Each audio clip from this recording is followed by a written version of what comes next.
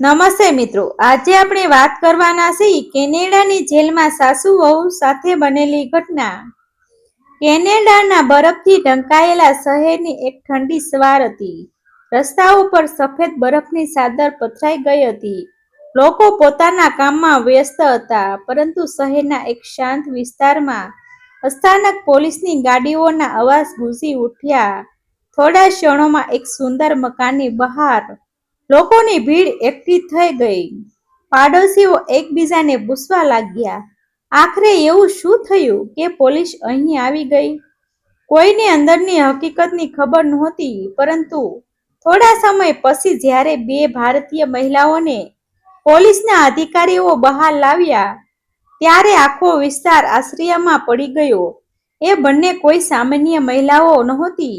એક હતી 70 વર્ષની વૃદ્ધ સાસુ કમલાબેન અને બીજી હતી તેની વહુ રિદ્ધિ। બંનેના ચહેરા પર ભય, દુઃખ અને અવિશ્વાસ સ્પષ્ટ દેખાતો હતો। આજથી ઘણા વર્ષો પહેલા ગુજરાતના એક નાનકડા ગામથી થઈ હતી। ગામમાં રહેતા રમેશભાઈ એક મહેનતુ ખેડૂત હતા।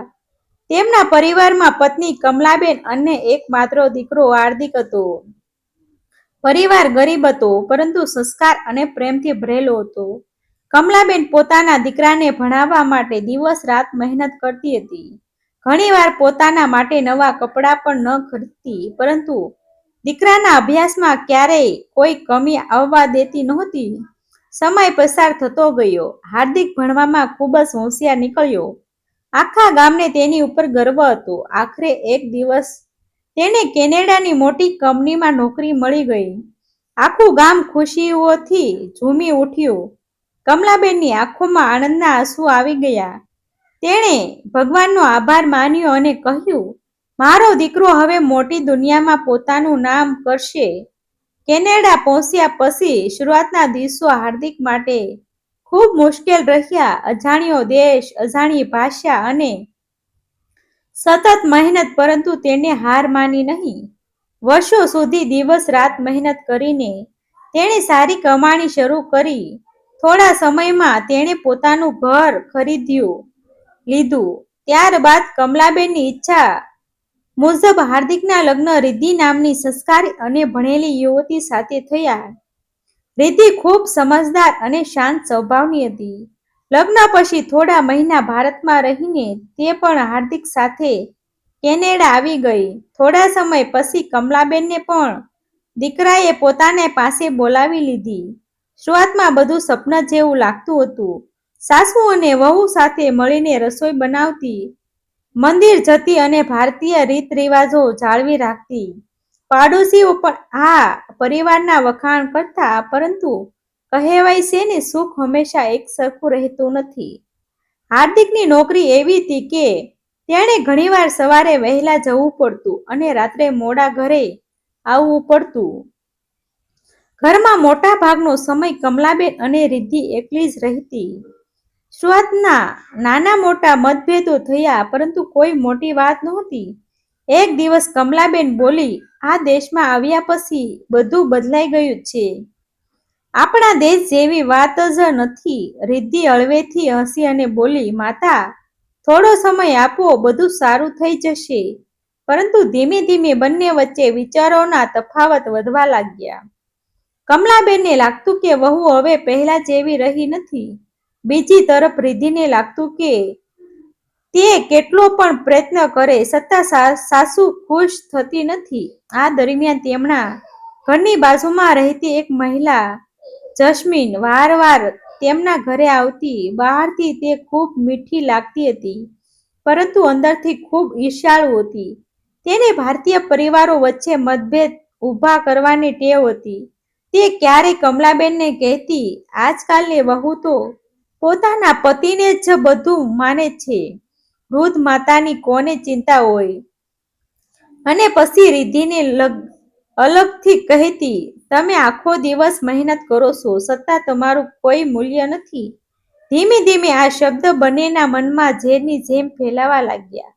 એક દિવસ હાર્દિક ઓફિસમાં હતો ત્યારે ઘરમાં મોટો ઝઘડો થઈ ગયો। અવાજ એટલો વધી ગયો કે પાડોશીઓ બહાર આવી ગયા।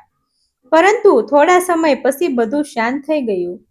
એ દિવસ પછી કમલાબેન અને રિદ્ધિ એકબીજાની સાથે બહુ ઓછા બોલવા લાગી. હાર્દિકે ઘણીવાર બંનેને સમજવાનો પ્રયાસ કર્યો, પરંતુ તેને લાગતું કે સમય સાથે બધું ઠીક થઈ જશે. એક સાંજે ભારે બરફ વર્ષા થઈ રહી હતી. બહારનું વાતાવરણ ખૂબ જ ભયાનક લાગતું હતું. હાર્દિક ઓફિસમાંથી ઘરે આવવામાં મોડો થવાનો હતો. ઘરમાં માત્ર કમલાબેન અને રિદ્ધિ જ હતા. રાત્રિના લગભગ 9 વાગ્યા હશે. અચાનક ઘરની અંદરથી જોરદાર ચીસ સંભળાઈ.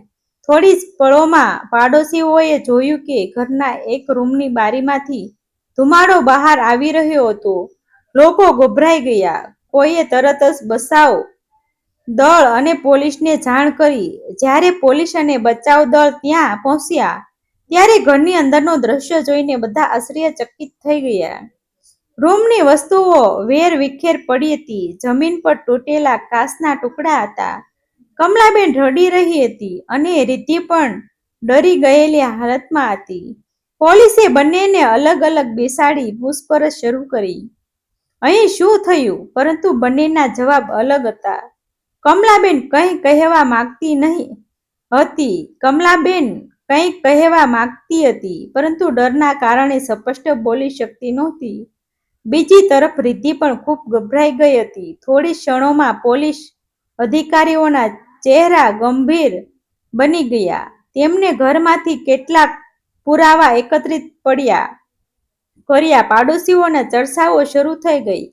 શું ઘરમાં કોઈ મોટી દુર્ઘટના બની છે? શું કોઈએ હુમલો કર્યો? શું આ પરિવાર તૂટી ગયો?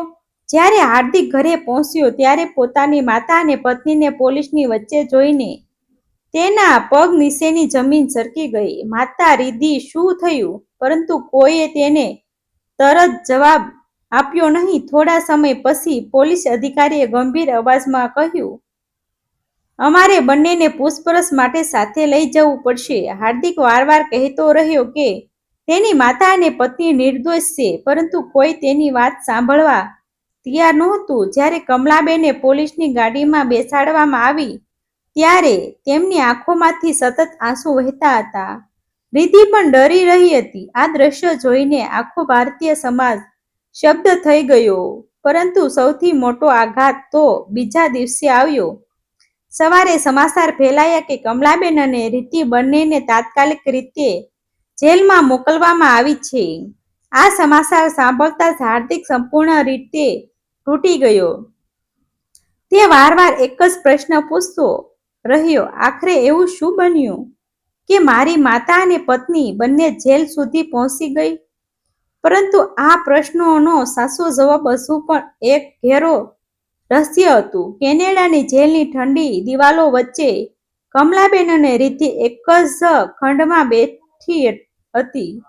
બંનેના ચહેરા પર ભય, દુઃખ અને અવિશ્વાસ સ્પષ્ટ દેખાતું હતું. બહાર ભારે બરફ વર્ષા થઈ રહી હતી, પરંતુ તેમના મનમાં જે તોફાન ચાલી રહ્યું હતું, તેનાથી પણ વધુ ભયાનક સ્થિતિ હતી. જીવનમાં પહેલીવાર બંનેએ જેલના દરવાજા જોયા હતા. કમલાબેન વારંવાર ભગવાનનું નામ લઈ રહી હતી, જ્યારે રિદ્ધિની આંખોમાંથી સતત આંસુ વહેતા હતા. થોડા દિવસ પહેલા સુધી જે ઘર હાસ્યથી ગૂંજતું હતું, આજે એ જ પરિવાર તૂટવાના આરે આવી ગયો હતો. હાર્દિક આખી રાત ઊંઘી શક્યો નહોતો. તેણે અનેક લોકોને ફોન કર્યા, ઓળખીતાઓની મદદ માંગી અને સત્ય જાણવાનો પ્રયત્ન કર્યો, પરંતુ દરેક જગ્યાએથી તેને એક જ જવાબ મળતો હતો કે તપાસ પૂર્ણ થયા પછી જ કંઈક કહી શકાશે. ભારતીય સમાજમાં આ ઘટનાની ભારે ચર્ચા શરૂ થઈ ગઈ હતી. કોઈ કહેતું કે ઘરમાં મોટો ઝઘડો થયો હશે, તો કોઈ કહેતું કે સંપત્તિના કારણે વિવાદ થયો હશે. કેટલાક લોકો તો ખોટી અફવાઓ પણ ફેલાવવા લાગ્યા. જેલમાં બેઠેલી કમલાબેન ધીમા અવાજમાં બોલી, બહુ, મેં જીવનમાં ક્યારેય વિચાર્યું નહોતું કે વૃદ્ધાવસ્થામાં આ દિવસ જોવો પડશે. રિદ્ધિ રડતા રડતા બોલી, માતા, મને પણ સમજાતું નથી કે આ બધું કેવી રીતે બની ગયું. થોડી ક્ષણો માટે બંને વચ્ચે શાંતિ છવાઈ ગઈ. ઘણા દિવસોથી બંને એકબીજાને દોષ આપતી હતી, પરંતુ આજે પ્રથમ વખત બંનેને સમજાઈ રહ્યું હતું કે કદાચ તેઓ કોઈ મોટા કાવતરાનો શિકાર બની ગઈ છે. બીજી તરફ હાર્દિક પોતાના ઘરમાં એકલો બેઠો હતો. તેની નજર ઘરની દરેક વસ્તુ પર પડી રહી હતી. અચાનક તેને યાદ આવ્યું કે ઘટનાના થોડા દિવસ પહેલા પાડોશીઓમાં રહેતી જસ્મીન વારંવાર તેમના ઘરમાં આવતી હતી. તે ઘણીવાર કમલાબેનને અને રિદ્ધિને અલગ અલગ વાતો કરીને ભડકાવતી હતી. હાર્દિકના મનમાં શંકા જાગી. તે તરત જ ઘરમાં લાગેલા સુરક્ષા યંત્રની નોંધ તપાસવામાં લાગ્યો.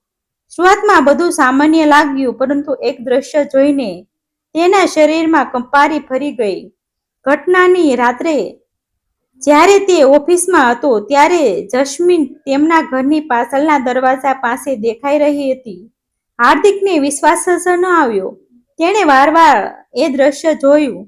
ત્યારબાદ તેને વધુ એક ચોંકાવનારી વાત જાણવા મળી. જસ્મીન સાથે એક અજાણ્યો પુરુષ પણ હતો. હવે હાર્દિકને સમજાઈ ગયું હતું કે કંઈક ખૂબ મોટું રહસ્ય છુપાયેલું હતું. બીજા દિવસે તેણે આ પુરાવા તપાસ અધિકારીઓને સોંપ્યા. અધિકારીઓએ તરત વધુ તપાસ શરૂ કરી.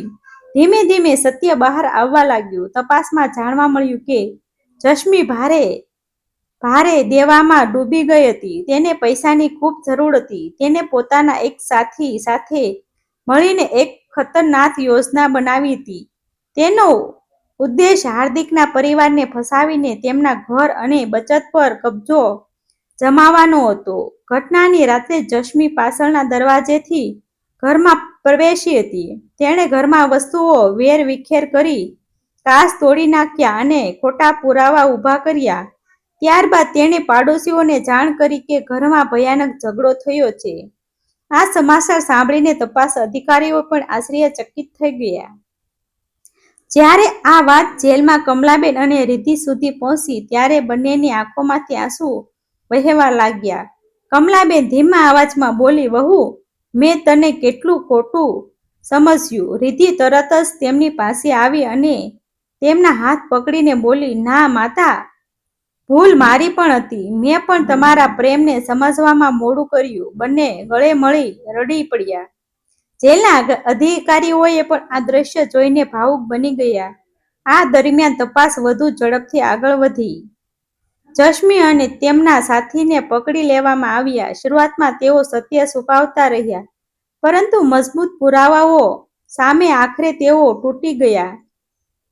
તેમણે પોતાનો ગુનો કબૂલ કર્યો. આ સમાચાર આખા કેનેડામાં રહેતા ભારતીય સમાજમાં આગની જેમ ફેલાઈ ગયા. જે લોકો પહેલા કમલાબેન અને રિદ્ધિ વિશે ખોટી વાતો કરી રહ્યા હતા, તેઓ હવે શરમ અનુભવવા લાગ્યા. થોડા દિવસો પછી કોર્ટમાં અંતિમ સુનાવણીનો દિવસ આવ્યો. હાર્દિકની આંખોમાં આંસુ હતા. એક તરફ તેની માતા હતી, બીજી તરફ તેની પત્ની. બંનેએ જેલમાં ઘણું દુઃખ સહન કર્યું હતું. ન્યાયાધીશે તમામ પુરાવા ધ્યાનથી જોયા અને પછી ગંભીર અવાજમાં નિર્ણય જાહેર કર્યો, "કમલાબેન અને રિદ્ધિ વિરુદ્ધ કોઈ સીધો પુરાવો નથી. તપાસથી સ્પષ્ટ થાય છે કે તેઓ કાવતરાનો શિકાર બન્યા છે, તેથી તેમને નિર્દોષ જાહેર કરવામાં આવ્યા છે." આ શબ્દ સાંભળતા જ હાર્દિકની આંખોમાંથી આંસુઓની ધાર વહેવા લાગી. કમલાબેન હાથ જોડીને ભગવાનનો આભાર માનવા લાગી. રિદ્ધિ પણ ભાવુક થઈ ગઈ. જ્યારે બંને જેલમાંથી બહાર આવી ત્યારે બહાર મોટી સંખ્યામાં ભારતીય લોકો હાજર હતા. ઘણા લોકોની આંખો ભીની થઈ ગઈ હતી. કમલાબેન ધીમે ધીમે રિદ્ધિ તરફ આગળ વધી અને કહ્યું, "આજથી તું મારી વહુ નહીં, મારી દીકરી છે." રિદ્ધિ તરત જ તેમની ગળે લાગી ગઈ. હાર્દિકે બંને ગળે લગાવી લીધા. તે દિવસે માત્ર બે મહિલાઓ જેલમાંથી બહાર આવી નહોતી, પરંતુ એક તૂટેલો પરિવાર ફરીથી એક થઈ ગયો હતો. કેટલાક મહિના પછી તેમના ઘરમાં ફરી ખુશીઓ પાછી આવી ગઈ. કમલાબેન અને રિદ્ધિ હવે પહેલા કરતાં પણ વધુ પ્રેમથી રહેવા લાગી. તેઓ ઘણીવાર લોકો સમક્ષ એક જ વાત કહેતા. પરિવાર વચ્ચે ગેરસમજ ઊભી થાય ત્યારે બહારના લોકો તેનો લાભ ઉઠાવે છે. તેથી કોઈ પણ સંબંધમાં વાતચીત અને વિશ્વાસ સૌથી મોટી બળ છે. કેનેડાની આ ઘટનાએ ઘણા લોકોને એક મોટો પાઠ શીખવ્યો. વિદેશમાં પૈસા, મોટું ઘર અને સુખ સગવડો બધું મળી શકે છે, પરંતુ જો પરિવારનો પ્રેમ અને વિશ્વાસ ખોવાઈ જાય તો માણસ અંદરથી સંપૂર્ણ તૂટી જાય છે. અને એ દિવસ પછી કમલાબેન દરરોજ ભગવાનને સમક્ષ એક જ પ્રાર્થના કરતી, હે પ્રભુ, કોઈ પણ પરિવારને ગેરસમજના કારણે ક્યારે તૂટવા ન દેજો. આ ઘટનાની યાદ આજે પણ ઘણા લોકોના મનમાં જીવિત છે, કારણ કે તેને સાબિત કર્યું કે સત્યને થોડો સમય લાગી શકે, પરંતુ અંતે જીત હંમેશા સત્યની થાય છે. ડિસ્ક્લેમર: આ વાર્તા સત્ય ઘટનાઓથી પ્રેરિત મનોરંજનાત્મક રજૂઆત છે. કેટલાક પાત્રો, સ્થળો અને પ્રસંગોને વધુ રસપ્રદ બનાવવા માટે કાલ્પનિક રૂપ આપવામાં આવ્યું છે. આભાર મિત્રો. ગમે તો શેર